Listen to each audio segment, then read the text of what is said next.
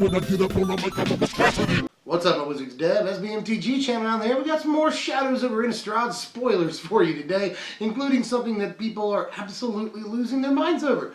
So I should probably just talk about that first. Should go ahead and get into it, because again, got a lot to say, because there's a super relevant Planeswalker spoiled for the second day in a row. So let's get to that. Actually, I think the Planeswalker we got today is even better than the Planeswalker we got yesterday. This is Arlinn Cord, and I love that we get to make King of the Hill jokes for the next year. That's going to be awesome. And damn it, Bobby, this card is good. Let's check this thing out. This is a 4 mana, again with the 4 mana Planeswalkers. That's 2 generic, a red and a green, for a Planeswalker with a starting loyalty of 3.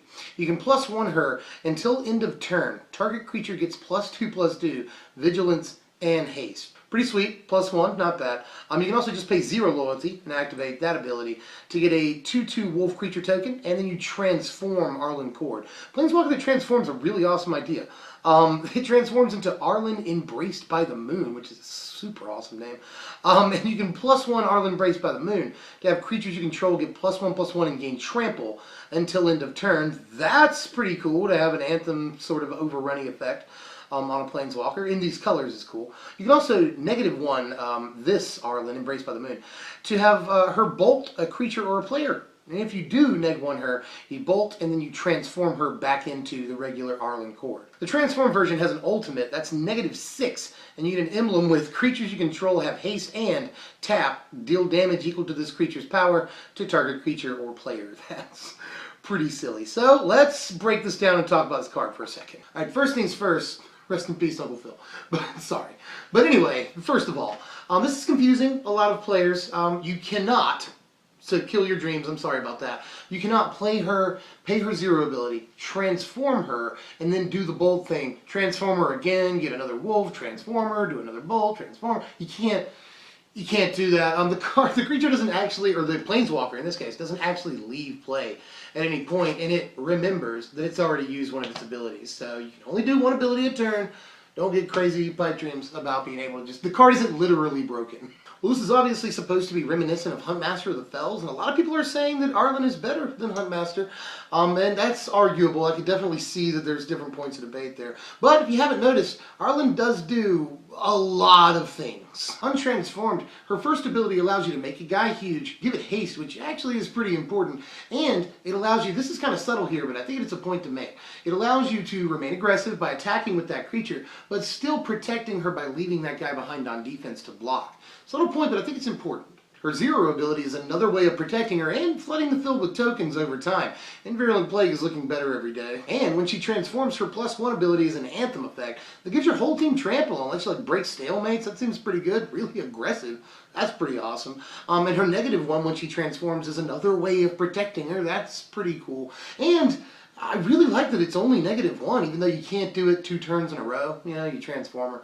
Can't do it 2 turns in a row, but -1 still seems like pretty darn cheap. It's also worth noting that if you just, create a wolf and then bolt 3 times and then kill her, then you've created 3 creatures and you've dealt 9 damage. So, it seems pretty good on its own and could win the game by itself. But it's also worth noting her ultimate. I should talk about that for just a second. Even though it does kind of take forever to get to that ultimate, it takes 4 turns to get the ultimate.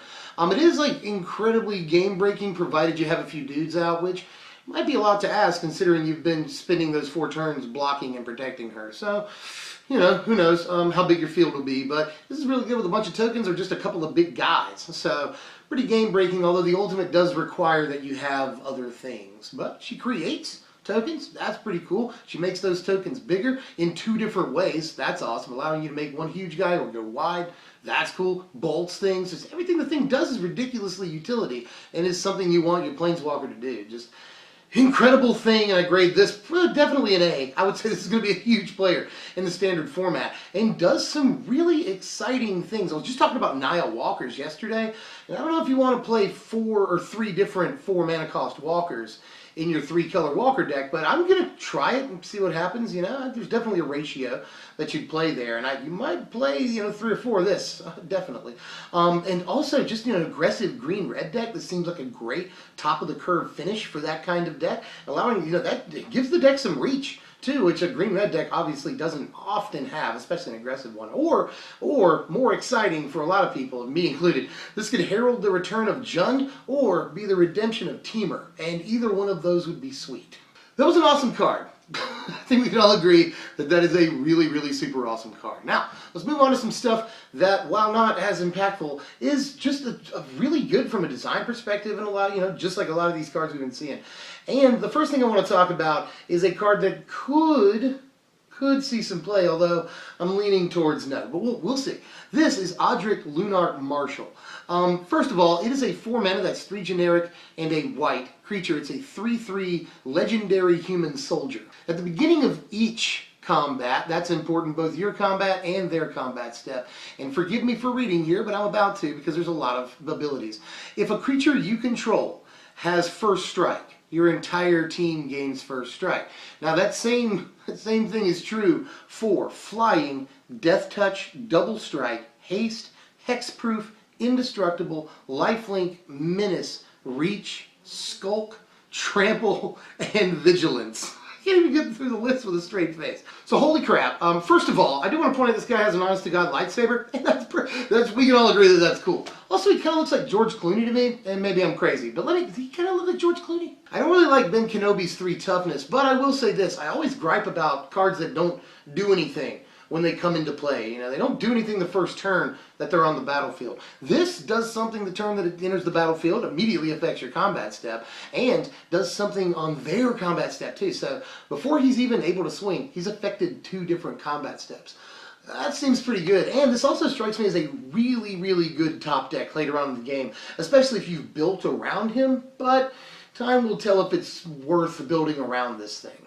It's just that truly profitable situations might be slightly tougher to set up than it appears initially. I mean, that's a huge spread of abilities, but only a few of them are really what you want to set up for. Like double strike is obviously good, hexproof is awesome, death touch is okay, and there's a few more on there. Flying is obviously an important ability, indestructible. So there's some good abilities on there, but obviously the rarer abilities are going to be harder to set up for. So push-pull with this, and I don't know if it's worth building around, but we're going to try. Immediate impressions, I like this. And Commander players, let me know if this is good. I mean, I'm sure there's a Commander Soldiers deck, but I'm just not sure if this, becomes your Commander, or if it's just in the deck. It seems like it would become your Commander, and you could just, definitely build around this. I mean, some of the better, Double Strike and Indestructible, you could easily get those in white. So, maybe, I can see that. Next thing I want to talk about is Macabre Waltz. Macabre Waltz, we've all seen this before, at least most of us have. It's, 1 in a black, it's a sorcery. Basically, you return 2 creatures from your graveyard to your hand, and you discard a card. Classic card, hello again, Ziggy. Mwah, kitty kiss, out of nowhere. Oh, you're alright, buddy? My buddy loves me. And I pet him too hard, apparently. You right back, though, you love me. Anyway, this definitely could go in a red-black madness sort of budget, probably. I don't know if it makes it in the competitive deck, but it might go in as a 1-up. I could see that. This is just really good after you've been blown out, especially, or we lost a couple creatures in combat, maybe just even a creature or 2 to removal.